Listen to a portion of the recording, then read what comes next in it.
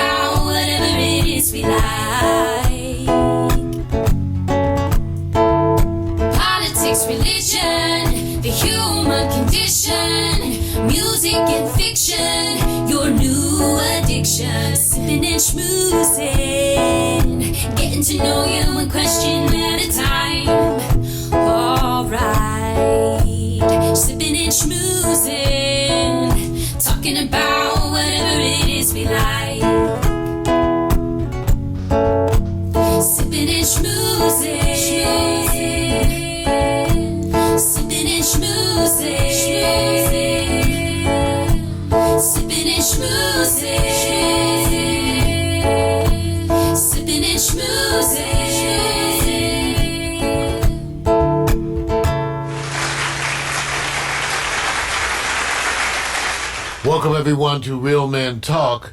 Well, thank you for tuning in and being part of the experience. This is part one of the Neo-Urban Family Night, where we try to get together with our community on a more regular basis. So we want to thank you for tuning in. Want to thank Brian, want to thank RJ, want to thank Mac, especially Mac for giving me that heads up for those technical issues. Love it when you guys help me figure out stuff. Makes such a difference. You know, it's a two-man show over here, so we love to have that participation. Real Men Talk. Two men, and like I said, I'm never, ever here alone. Give it up for the man who's working 3 video switchers while being an online host and also working his own social media feed. Give it up. Victor Allen, everyone. Hey, man. What's up? What's up? So how you feeling, buddy? I was feeling okay, but, you know, I don't know if I'm going to be feeling better because I don't think you have any good news, right? Well, maybe you may have corona. Yeah, well, so... I know it ain't funny, but hey, the whole thing is testing. Coronaviruses are up to 25% or so of routine colds. Yeah. So, but you still could have corona, it just may not be COVID-19. They got 4 or 5 main types they go by. It's an umbrella base. And so we're always in corona. But, you know, it's like that club you used to go to, Mario. You used to have 3 or 4 types of young ladies that you would like to intellectually have a dialogue with. But that 4th one comes in and says, I speak with my mind and not with my mouth. Can you read me? And you have problems. I like when they read with their mouth, too.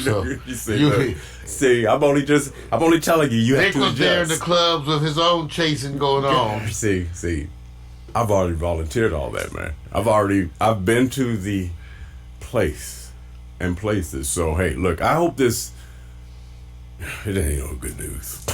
I just give because, see, I got one. Until he gets ready to talk about this, I got something on your mind. I got to put this out of my mind. I just got to do this. The Bachelor show is really hot. They're not doing any commercials around it that deal with coronavirus. But I'm still trying to understand why 30 or 40 women congregate around one man. In an age where everybody goes like, well, wait a minute. Why are you making a show like that? Why does it have to be 30, 40 women? And they can't get enough. What's the secret? I don't know. They willing to risk corona? See, you have to bring it back to that. I'm literally going like this.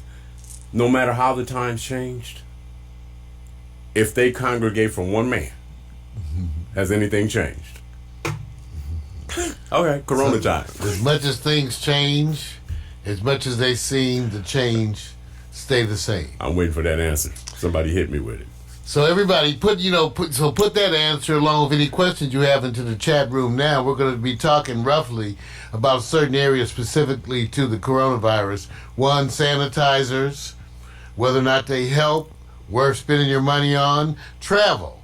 Should you travel? and what it means if you do travel. And also, we're going to talk about the testing, whether it's available, not available, and what it means, and also giving you the latest on the spread of a coronavirus around the world. All right. All right. So the first thing is sanitizer. Like a bunch of things that are being chased down now, there's a run on hand sanitizer, just like there's a run on masks. And again, hand sanitizer, I think part of the issue with hand sanitizer is people kind of misunderstand how well it works. Okay, and one of the things that everyone knows in medicine is just regular hand washing appears to be one of the most important things. And when we say hand washing, they're talking about actually keeping your hands under the water for like half a minute or so, sudsing up the front, back, nails, all of that.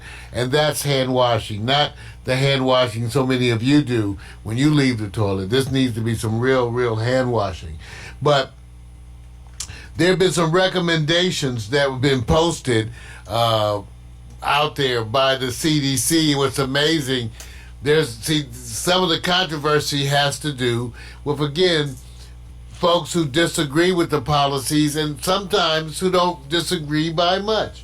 One of the things about the sanitizer, which was amazing, was that the CDC had recommended a mix of alcohol and other things. And when people started publishing, then there was some disagreement because the alcohol that was over the counter was 60% plus, and the CDC wanted you to have 70%. Did they specify what type of alcohol? Yes, they did. So all of that, and you could use the regular stuff. So again, sometimes information is not so helpful. In other words, whatever alcohol you can get, okay?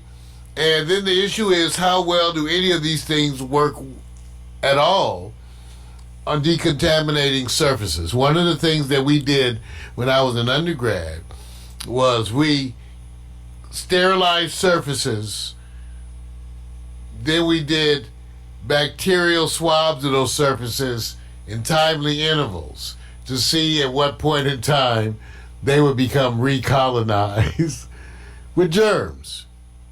And one of the things you realize is it doesn't take long. It actually has a lot to do with other factors in the room, like airflow, number of people.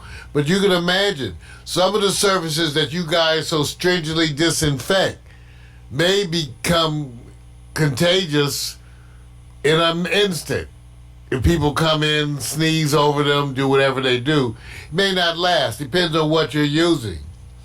So it's not quite that simple. One of the things that I posted was, I was trying to find it when they were talking about you could make your own sanitizer, and basically that was by using rubbing alcohol and some aloe vera. Again, the aloe vera is kind of optional, but again, the main thing was the alcohol. The additives are there, as you see fit. As you see fit. Let me ask you something. Do you think with the advent of the coronavirus and what it's doing in this climate that our city will now become more clean if they start to do what they're doing in China? In other words, they're spraying, they're doing a lot of, will all of a sudden be a focus on trash and all that stuff, or will it be just, oh no, just spray this building because somebody was detected there? Will there be this, hey, look, we need to be as clean as possible, or that's just not relatable? Good question. Not sure. I don't think so much, because as part of prevention of disease, it would of course be wonderful if everyone was living in uncrowded situations with plumbing, running water, toilets, all of that. Right. But since they are not, those things indirectly contribute to infection. Right. Okay. But it still has to do with how it interacts with those other things. Now, because I don't see society going out and using this as a reason to end homelessness, then I will simply say that I don't see how that's going to happen. The homeless population, like the poor, are mostly at risk because of their failure to access healthcare systems, and based upon living conditions. And so they may be more subject to exposure to other folks based on those living conditions. But I don't know. If you're homeless living out in the boonies, in the woods off the grid, you might be better off because you're not exposed to people if you don't ever get it. But no, we don't know, Vic, and I've seen no signs at all. Well, the main thing, first of all, let's start it. There's been no signs of a national policy.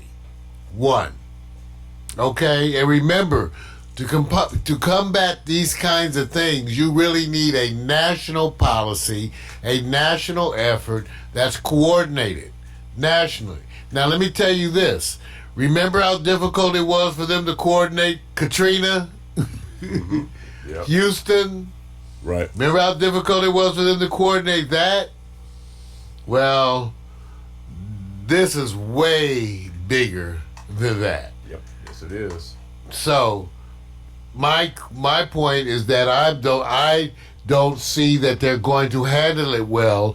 Right now, here in the U.S., I don't see that they're going to handle it well. For one, because in the U.S., response, and I said this again not yesterday, but Monday, I said response to these types of crises are politicized in this country. People will tell you who are in the healthcare career, who have healthcare careers, that we could never respond like this because there's not the will. In China, an authoritarian government stepped in, shut down a city 3 times the size of Los Angeles, and bust in 35,000 healthcare workers. Like I said on Monday, I don't think that they volunteered. I think they were told they had to go. And they told the people in the city, you can't go out, stay in your house, blah, blah, blah. They complied. So the authoritarian government in these kinds of instances do better. They've already had an issue here at home, Vic, where someone diagnosed with coronavirus just simply chose to ignore the advice. They were told to quarantine themselves. They decided they wanted to go hang out. Which is kind of normal. So, see, here in the United States, these issues have come up before with things like tuberculosis, leprosy, those kinds of things. And at sometimes, you go to criminal penalties for people. Remember, this was an issue with people who had AIDS and went about attempting to spread it to other folks. Those kinds of things. You have people who contract these diseases and then do everything they can to spread it to others. Part of the issue. So the U.S., as opposed to China, which everybody's given kudos for their response, the U.S., unlike China, has failed to respond. We did not have the tests. Part of the issue with the tests is they couldn't agree on what was a positive. The test had to be recalled. So there was problems with the bureaucracy of what equals a positive on the test. Now the test is supposed to be positive, but they have all these different people. Everybody can make a test. If you have any kind of a standing in the community of manufacturers or whatever, you can make a test and then submit the paperwork, I guess, to prove that it works afterwards. Okay? So some of the tests are not going to work. They're going to have to go through all the tests that are being developed by all these different sources and determine which ones are the best.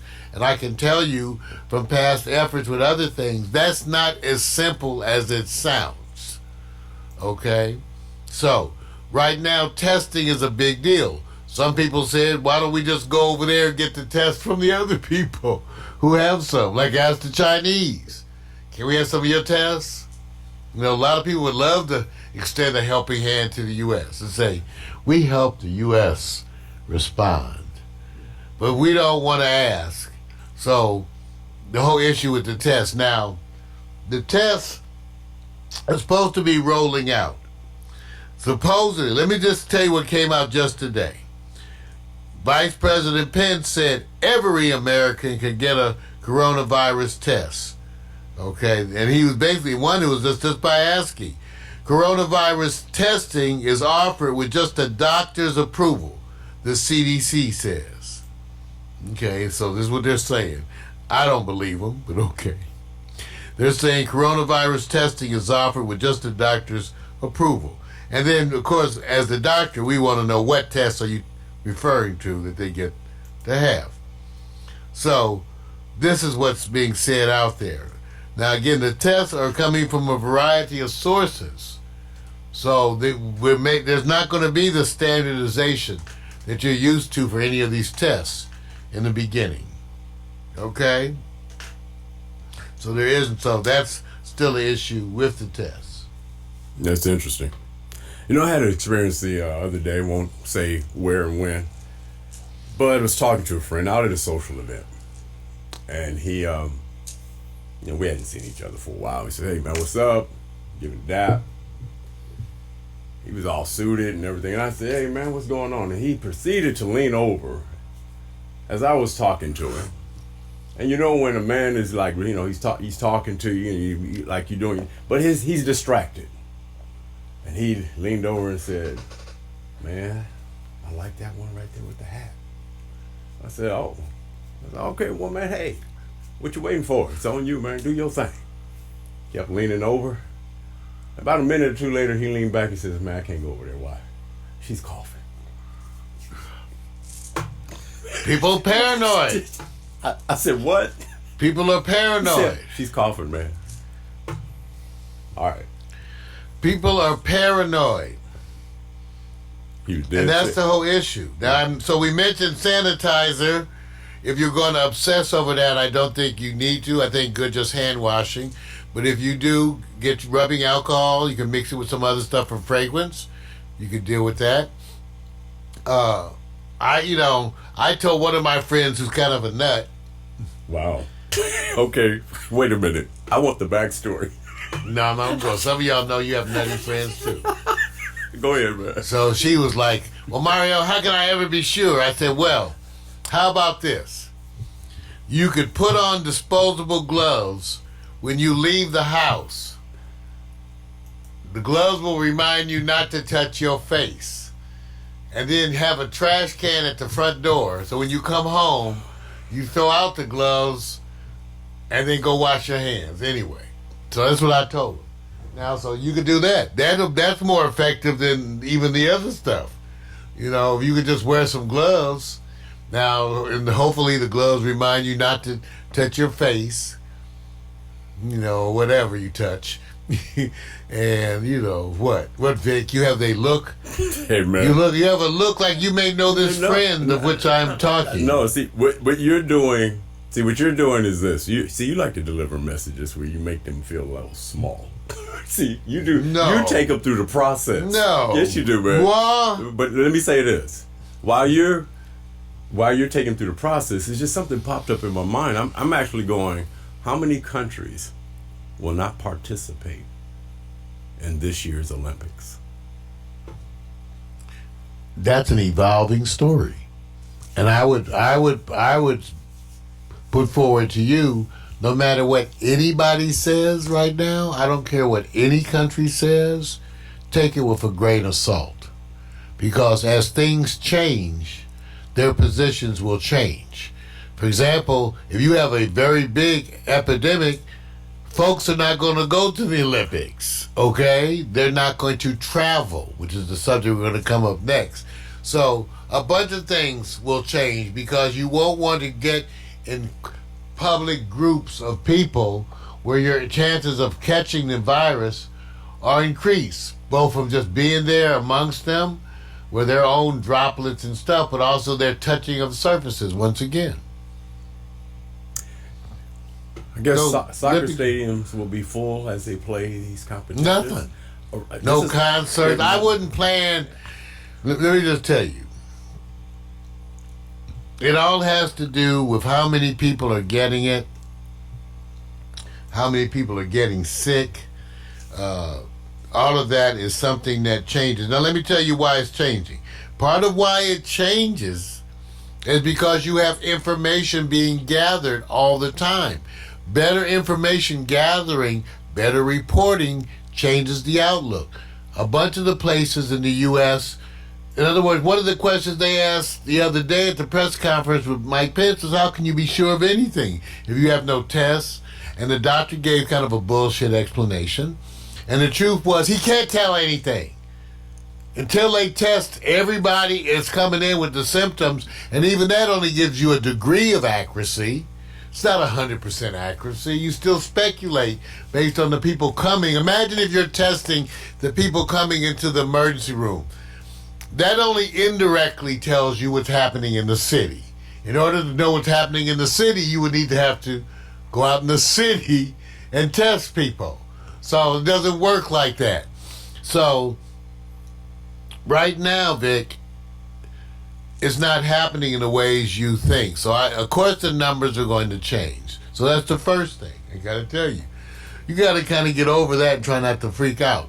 The numbers are going to go up for sure. Now, they just declared a state of emergency here in California for like 6 cases. Now, let me tell you, people say, why emergency for 6 cases?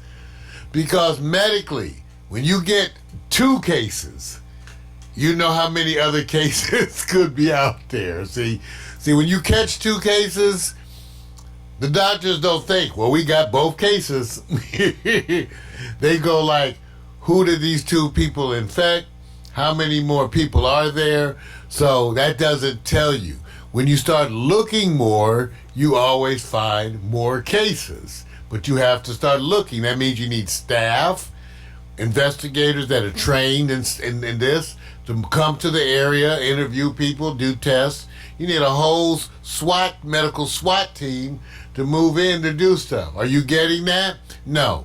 That has to be coordinated nationally, and many of these agencies that do this have been gutted. They've been gutted. So the agencies don't have leadership, decisions aren't being made, and so far, the biggest problem that I have is that everywhere in the world, I trust no governments with reporting. Absolutely none, okay? And for every government is politicized, including of our own. And I don't trust our government's reporting. I don't trust our government's reporting. The idiots they have up there from the CDC talk like you have a tail. Okay? So they're already bullshitting you. They already started. We haven't even got into it. And the CDC is already bullshitting. Okay? Typical. So you can't trust any government's reporting. Okay, and you also make sure you have some health care insurance because you're going to need possibly some care. Now, so that's the issue with testing. Tests are supposed to be here this week. Remember, the tests are from a variety of sources. Those tests have to be standardized, and the quality control has to be there. They're not doing that right at first because they need to test so bad. So, now let me talk about the influence on staffing, because this is also real too. People say, Mario, you're inflaming people. Well, see, you know what? Here's the way I look at it. If the truth inflames you, so be it. The truth is the way, whether it inflames or hurts the flu. If the truth breaks your heart, get over it, okay? I'm for the truth, period. Okay? So just, you may not like it, but get over it. Okay? So now here's the issue. In one of the hospitals where they had a positive coronavirus, that exposure led to over 100 staff people being sent home. That's always in the beginning. Later on, what's going to happen is you're going to need the health staff so bad, you're going to have them working either sick or when you're not sure, you're going to try to monitor them. But conceivably, you get to a place where you need people to work. Now, Vic mentioned this on Monday when we talked about the respirators or ventilators that could be necessary. Here in the U.S., they estimated, I never knew this figure, 75,000 ventilators. I don't know if that's just adults or what. They're estimating a need for 750,000 ventilators. Now, I ran ventilators for children and babies. I trained in that at LA County Hospital. That's a narrow subgroup of doctors, okay? I would bet you that 10 out of 100 doctors can run a ventilator. It may be less than that. So the point I told Vic, I said, if you have 750,000 ventilators in operation, who's running that? Who's running that? You got one doctor for every 100 ventilators? Okay? It's going to be numbers like that. They don't have enough people. They would have to put me in charge of a floor of 100 ventilators. Okay? Running a staff of respiratory therapists and nurses and all that. So, there's a bunch of the people, my coworkers, who know. They know. There's not a 750,000 worth of doctors to run ventilators in the whole United States. They don't have them in the whole United States. I don't know if they have enough to bring in Canada, Guatemala, Mexico. I don't know if they have enough doctors to run 750,000 respirators, okay? So remember that. And they can't train them fast enough. What they're going to do is pay the students probably to come on and work on it. Okay? So, get ready. I'm telling you the reasonable things to get ready yourself. Be aware. Get into good hand washing. We talked about make sure you have some food stocks lined up in the house, at least a month's worth of food, water, like Arrowhead, Sparklets, or any of those waters, and do it yourself. Get the bottles, bottle some water, put the caps on, store it away. Have 5 or 6 of those bottles stashed up. We're going to do the same thing. You got to have your water at home and be ready to deal with some of these things. Now, Mac is up there in Port Townsend. Seattle's having their own, see? But all the cities are going to, see, you guys, the biggest cities are going to have an outbreak because people travel there. Okay? Now, let me remind you some of the figures from 1918. Yeah, and some people say, well, Mario, figures are kind of messing with my head. I said, well, I'm just trying to make you aware. Just like I had to make some of my friends aware of how many people die from the flu every year. I said, you may just be a little comfortable because you're not realizing how many people die every year. So the reason why there is a flu vaccine is because people are dying every year. So whether or not you trust the people, and again, that's another discussion, you may need some of these treatments. Now, in 1918 to 1919, you had an influenza pandemic. It's called a pandemic because it went all the way around the world. Okay, they had an estimated, and believe me not, 1/3 of the world's population, 1/3 of the world's population, or approximately 500 million people, were infected and had clinically apparent illness. So let me say that again.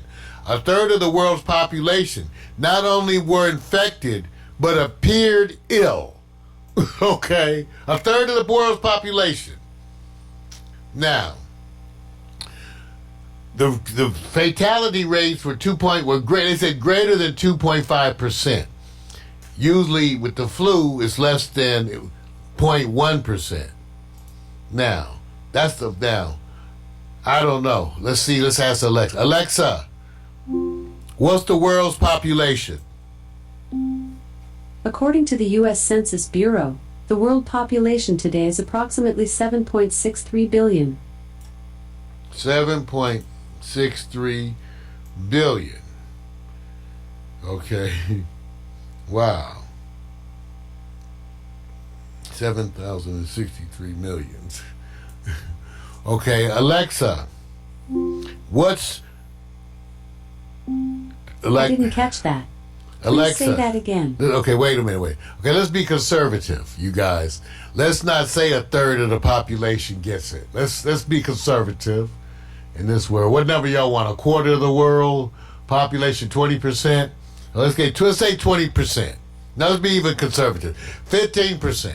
Okay, Alexa, what's 15% of 7.63 billion? 15% of 7.63 billion is 1,144,500,000. Okay, so 1,440,000,000. Okay, now let's assume you have a death rate of 2.5%. Alexa, what's 2.5% of 1,440,000,000? 2.5% of 1.44 billion is 36 million.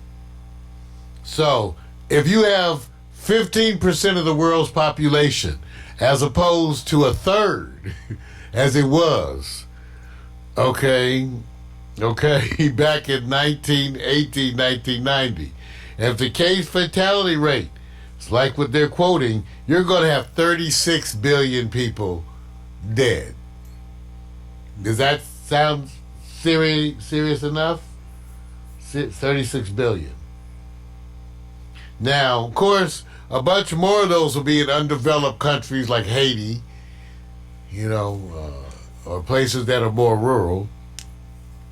But that's what you're looking at in terms of right now. Now, the latest studies, by the way, is that they're actually saying that the virus is less lethal again.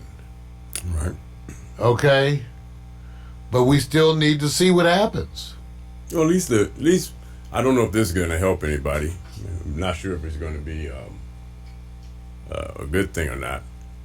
But in the Hubei province, which is the Wuhan territory, they can at least say, because they were getting 200 per day cases, and they have finally reached a point where they're now, the makeshift hospital, one or two of them, are shutting down because the numbers are decreasing. So they reached their peak, and now their numbers are going down.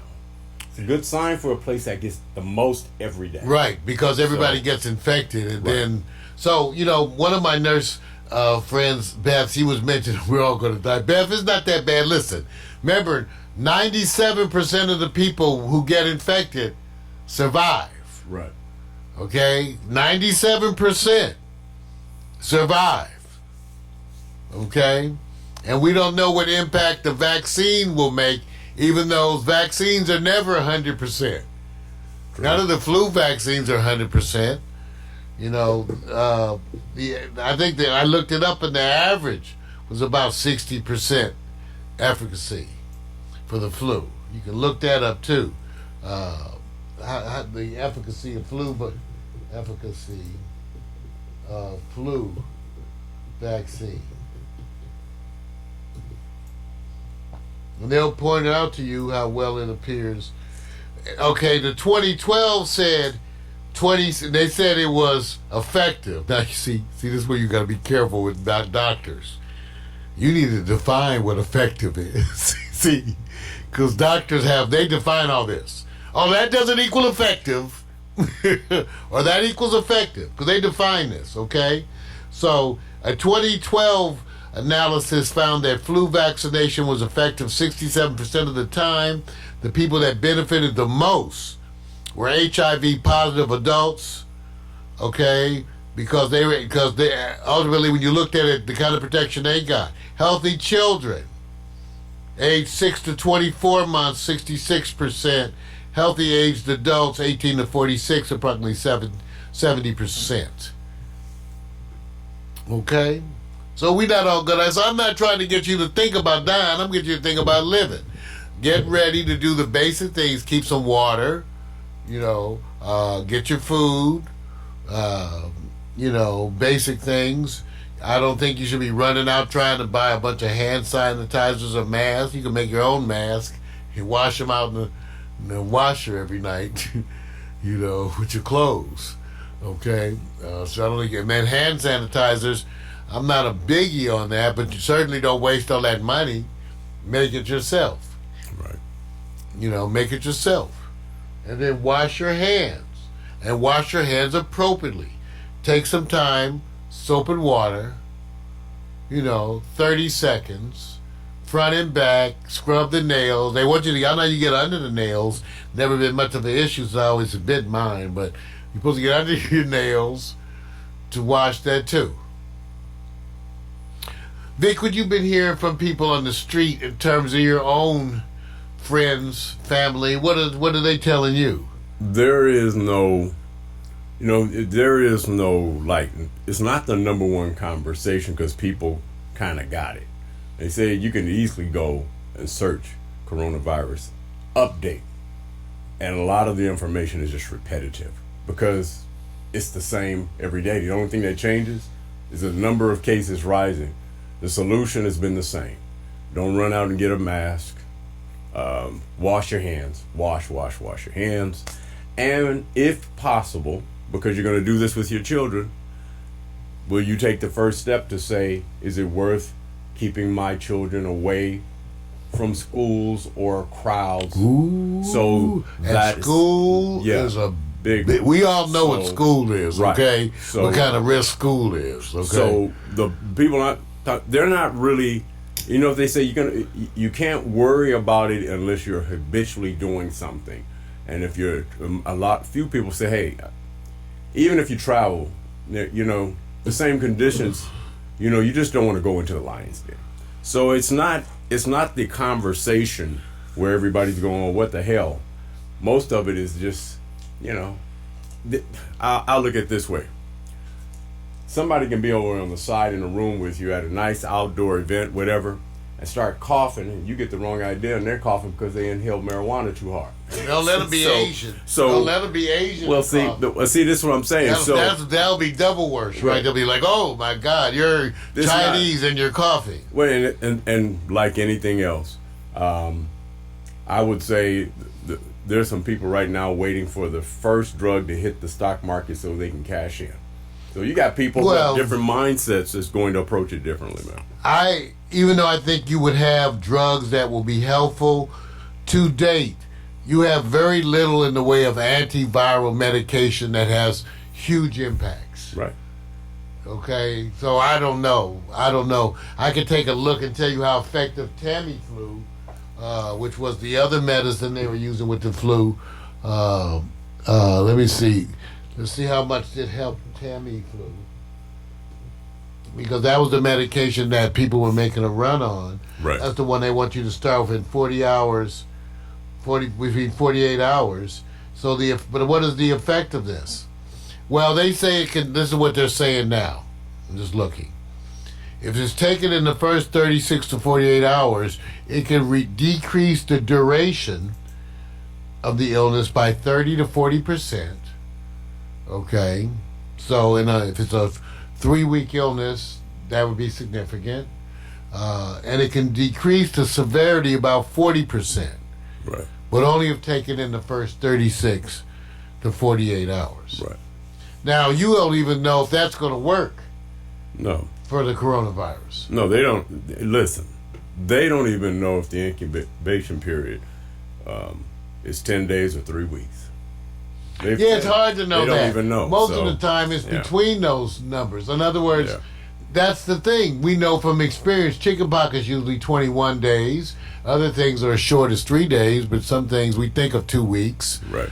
So, which is why when people get sick, I tell them all the time, you assume you got it last night because you did X, Y, Z. Right. Chances are you did not get it last night. You at least got it some days ago, and maybe as much as 2 or 3 weeks ago. Yeah. But at least it's some days, usually, that you've had these things before you get sick. Right. So that's part of the thing that people don't realize. Yeah. And, and if everybody wants to see, everybody knows that most of the people who are unfortunately passing, most of them have preconditions. Most of them are elderly. The one that just passed on the cruise ship that caused the state of emergency alert in California was from a 71-year-old man who had the virus, who fell ill and died. So, I mean, it goes to these preconditions in most cases. It does, even though I must admit, now that I'm 63, the idea that I'm increasingly considered part of that group makes it no comfort. We have friends that are now our own age that have heart disease, Right. blood pressure, diabetes, Right. other illnesses. They're at risk. Just like the babies are always at risk. Always. Both the extremes of the spectrum. Right. Those of us who did what I did had to take care of newborns or infants that ended up on ventilators But from these kinds of viruses. true or false, there will be a treatment in at least one calendar year. True or false? Okay, there's a treatment now. Right. But you know what I'm talking about. I don't know if it works. No, the treatment that works. Oh, I don't know. More Because than a year. even with working, now let me just say, remember I quoted you for Tamiflu. I know. It shortens your duration by 30 to 40% and your severity by 40%. Would you consider that good enough? Nah. If you could get the same thing in coronavirus, that it was like That's not good enough. 40% less symptoms? But you know what the livable condition is? It's like the cold and the flu. You're going to get it. We know how to treat it.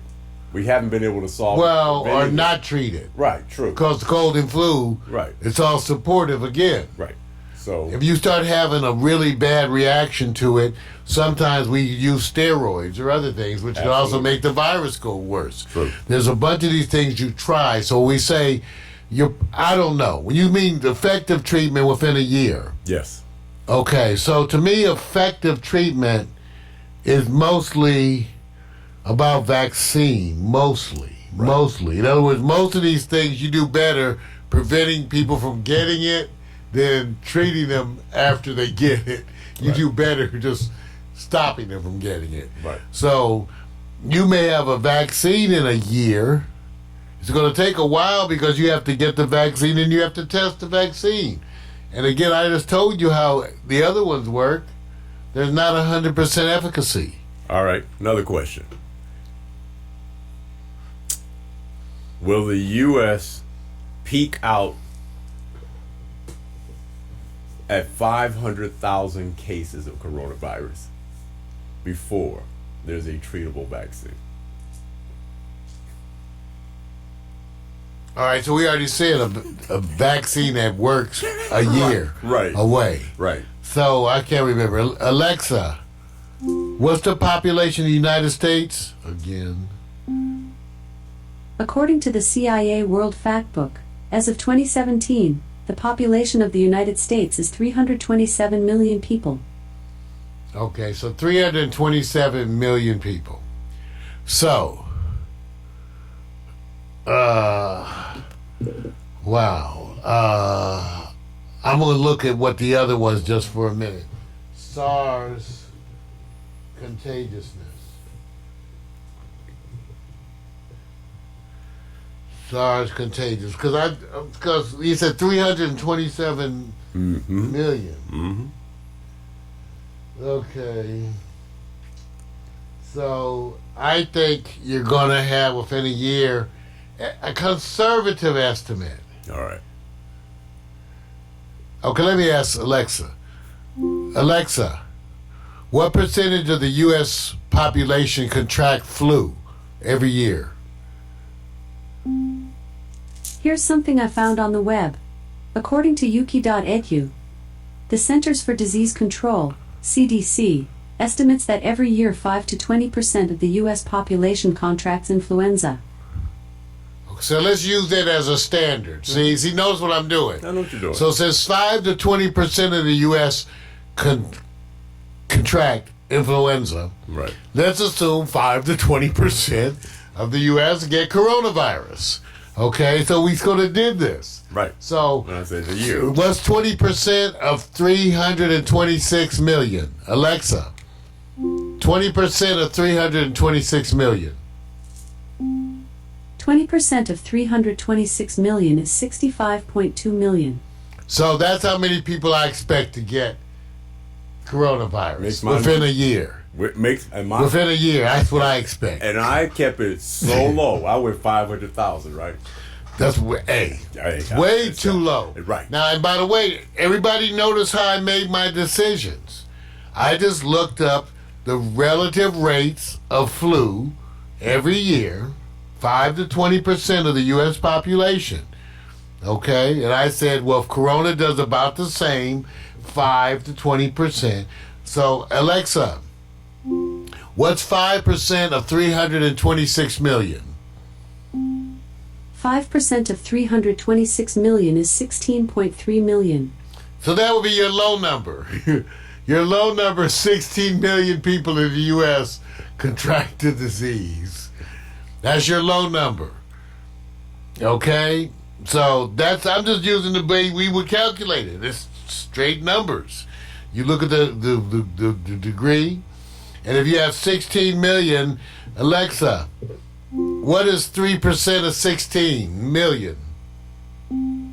3% of 16 million is 480,000. So 500,000 will die. That's where I was sitting. Will die. All right, got you. Okay?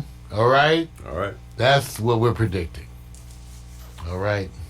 So And that's part of the thing we're taking. So anyway, any questions you guys have, make sure you put them into the chat room. We are discussing the coronavirus, trying to give you real information. Again, my goal is not to spread fear, to spread awareness. And I have to do that by talking about the truth. If the truth scares you, then too bad. Get over it. You better learn to deal with the truth. So the truth is you need to get out there, okay, and prepare with some things. Now that leads us to the last topic that I had on this update, which has to do with my ongoing warnings of the what's there a word for this? The politicization of the coronavirus treatment, the coronavirus response. All of this is now being politicized. And it was inevitable. That is your biggest problem. I'll say it again. The biggest problem in the United States of America is your response to this disease is a political process.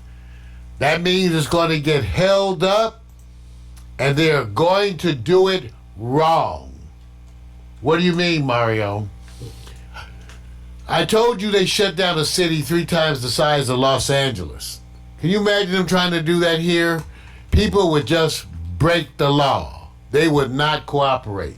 Okay? And then you're put in the position of what do you do with those people who don't cooperate? If you announced a quarantine in LA, clubs would still be open that weekend. Okay? Okay? Clubs would still be open. So what are you going to do when the people don't agree? So the problem in the United States is that in order to get any kind of a program, what typically happens is they get quote-unquote experts to prepare a report to the House and the Senate. After they hear the report, they decide what they believe and what they want to do. You still got to hear the report. Have they called for the report yet? No, they haven't called for the report. Nope. Okay? And they haven't discussed the interventions, right?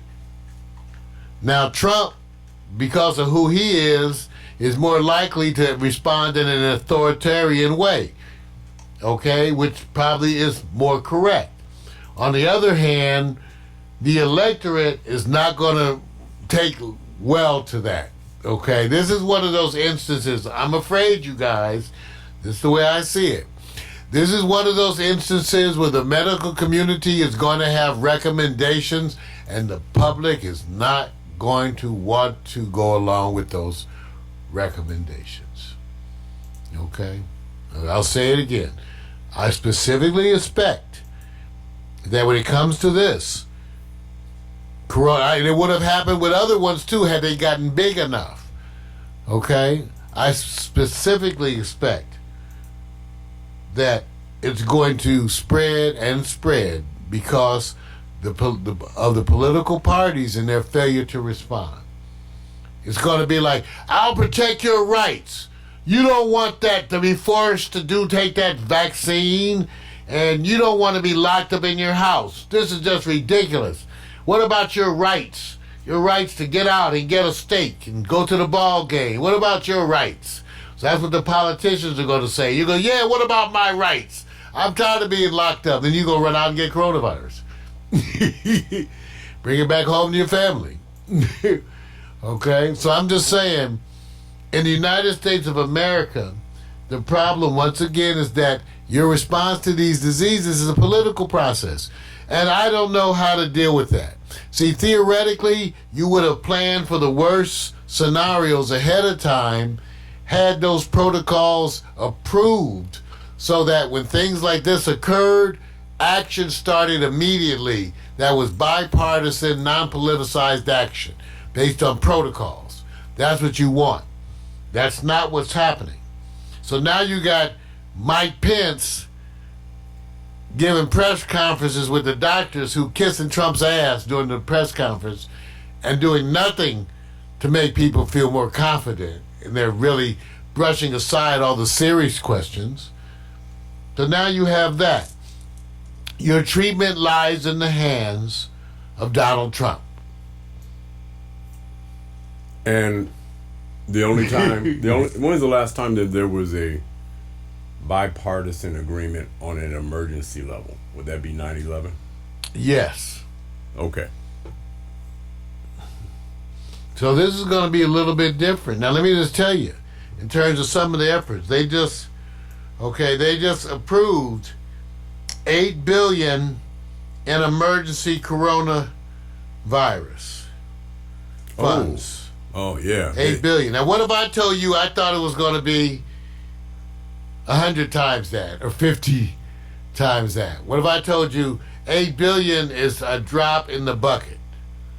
It's nothing. Of course it's politicized. And the reason why it's politicized is because Trump will use it as a rescue mission. He's parlaying it. I'll give you this. Well, he wants you to tell him how good he did fighting it. Right. And then he'll say, I gave you more, and I gave you more.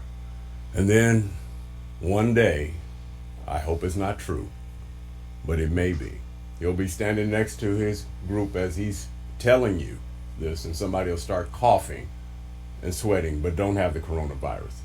And they'll watch the camera. So let me reiterate. 97% of the people who contract the virus are going to survive. Okay. There are changing numbers for how lethal the virus is. Initially felt to be way less lethal than the flu. We have to see. That's to be determined. We mentioned about sanitizer. We don't think you should go out and waste money buying a bunch of these things. If you really want sanitizer, make it yourself. Get some disposable gloves, I guess. Because if it's really bad, you could always, like I tell people, you could put on the gloves, which will remind you not to touch your face, and you could throw them out when you return home. To me, I don't do any of that. But I'm just saying, if you want to be, I had friends who called me and who they wanted to know what could they do, and I told them these are some of the things you can do. I would cancel all travel plans. Even if you have a period of time when it gets warmer where the coronavirus appears to be kind of dropping off, these things often have another period where they go bigger. That's what happened with the flu of 1918. It kind of went away at the initial point and then came back worse than ever. Okay? So we don't know that. So I would cancel travel plans. Now let me say, people say, well, let me say why. It's not just the travel of where you're going to, it's putting yourself in a closed environment with other people who may be sick. If you could be sure, or if you could trust that everybody getting on the plane is not contagious, then maybe that's it. Some places they're starting to screen the passengers before the plane. If they have enough tests, I guess that's possible. If they have a rapid test, a quick rapid test with reliability. But I doubt even if they have that, that'll be 100%. So still getting on the plane in a closed group is going to be of risk. Consider the same thing when it comes to any public groups, together, whether that be school, church, whatever. Consider that these things are going to be vehicles for spread. Okay? All right? Evaluate your choices for testing. Remember, I warned you that the tests that are being used today are being developed by a variety of sources because they're being done on an emergency basis. Some of those tests won't be good. Okay, so stay up on the tests, be aware, and if you're having symptoms, then get tested. But also, if you're having symptoms, isolate yourself. Don't be like some of these other irresponsible idiots who, even after being diagnosed as positive, went out to hang out in the streets.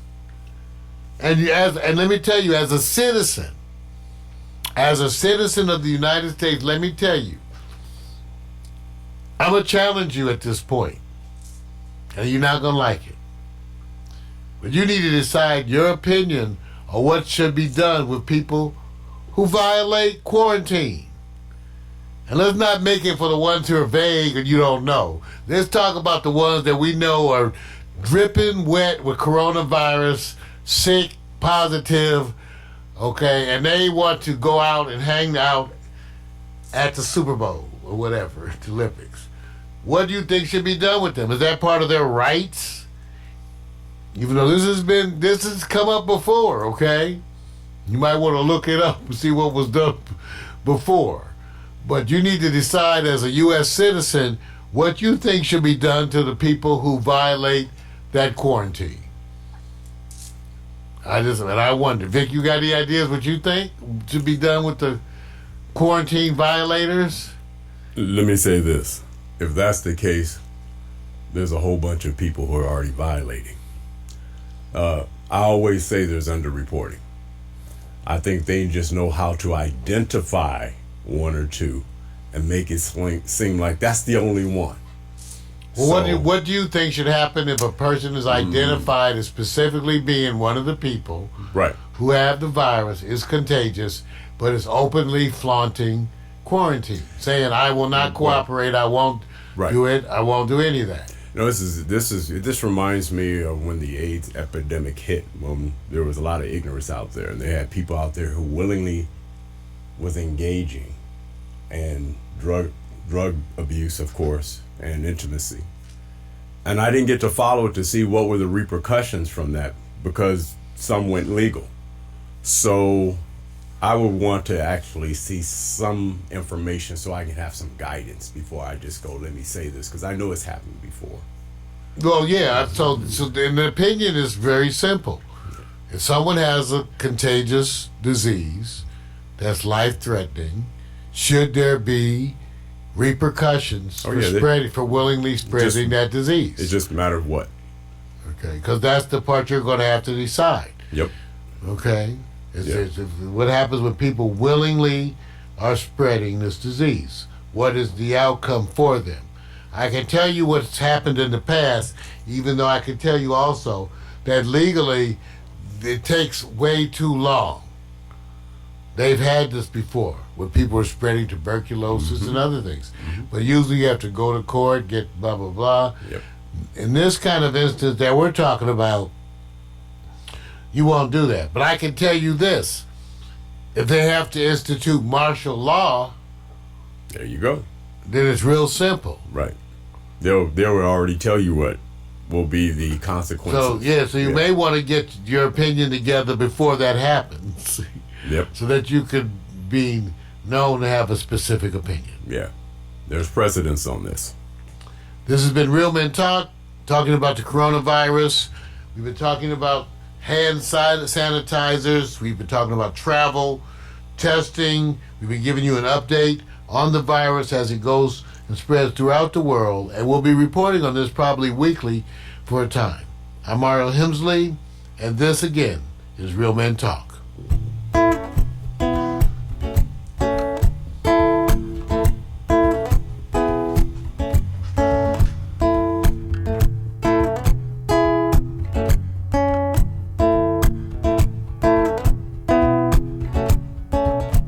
Sipping and schmoozing, getting to know you one question at a time.